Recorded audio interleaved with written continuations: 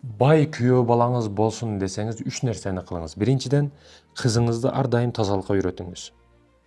Кызыңызды ар дайым тазалыкка үйрөтүңүз. Үйдө тарбияга кыз бала эми апасыга өтө жакын болот да, ошол учурда кийинген кийиминен баштап, ич кийим, сырт кийим, анан ошо эң жаманы бизден көп аялдар ошо казанды дагы жугумсуз, идиштерди дагы жуубай эле таштап коет. Эртең жуам деп уктап алат. Өзү өтө тойду, дароо уйкуга кетиш керек. Жок, ошо чынысы болобу, идиши болобу, казаны болобу, барды жокту жууп таза калтырыңыз. Ошол учурда кызыңыз дагы ошо тазалыкка үйрөнөт. Берекелүү болот. Кыз берекелүү болсо, күйөөсү дагы берекелүү болот. Күйөө берекелүү, сиздин берекелүү бай күйөөңүз, күйөө балаңыз бар дегени да.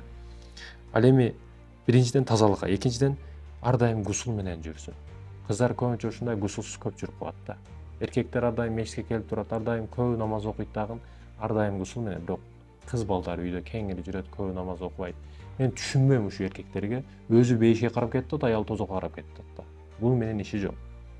Аял намаз окубайт, жолу кийбейт, каалагандай жашап атат, бирок эркек ушундай сонун сүннөттөрдү кийген ушундай динге бекен да.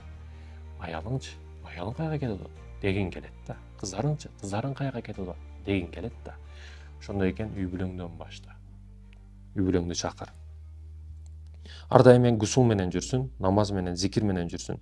Эркек киши көчөгө рызык таап чыкканга, иш кылайын деп чыкканда, бизнес кылайын деп чыкканда үйдөгүлөр дуа кылып зикир менен отурса, бизнес эркек кишиники өтө өнүгөт, өсөт. Андан кийинкиси, үчүнчүсү тилин тыйышка, күйөөсүн урматташка, эркектин алдында ар дайым ылдый турушка үйрөтүш керек кызыбызды. Тең айтышып, ичине кыйналсаң ажырашып кет, жашоо мындай деп үйрөтпө.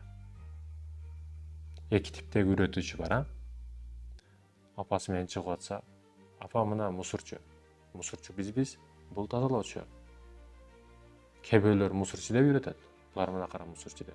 Кээ бирөөлөр булар тазалоочу деп үйрөтөт. Ушундай нерсе бар го.